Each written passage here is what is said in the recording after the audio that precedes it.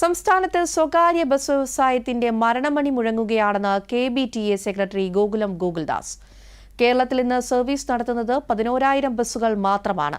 സ്ത്രീകൾക്കുള്ള സൗജന്യ യാത്രാ പദ്ധതി നടപ്പിലാക്കിയതും സ്വകാര്യ ബസ് വ്യവസായത്തിന് തിരിച്ചടിയായി. സ്വകാര്യ ബസ് മേഖലയെ വ്യവസായമായി സർക്കാർ അംഗീകരിച്ചത് അഭിനന്ദനാർഹമാണെങ്കിലും നിലനിൽപ്പിനാവശ്യമായ നടപടി കൂടി സർക്കാർ സ്വീകരിക്കണമെന്നും ഗോകുൽദാസ് വാർത്താസമ്മേളനത്തിൽ ആവശ്യപ്പെട്ടു.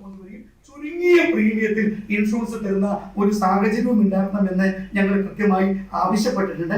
ഇത്തരം ആവശ്യങ്ങളൊക്കെ പ്രധാനമായും വിദ്യാർത്ഥികളുടെ ചാർജും അതുപോലെ തന്നെ പ്രവർത്തന ചെലവ് കമ്മിയാക്കുന്നതിന് ഡീസലിന് സബ്സിഡിയും അതിലുപരി നമ്മുടെ സ്വകാര്യ ബസ് സർവീസ് പബ്ലിക് ട്രാൻസ്പോർട്ടേഷന്റെ ഭാഗമായി സ്വകാര്യ ബസ് സർവീസിൽ യാത്ര ചെയ്യാൻ പറ്റുന്ന വിധത്തിലുള്ള ജനങ്ങളെ ബോധവൽക്കരിക്കണം. ഒരു ബസ് റോഡിലോട് കൂടിയാൽ ആ ബസ് ഓടുന്നില്ലെങ്കിൽ 50 കാറുകളിൽ യാത്ര ചെയ്യണം.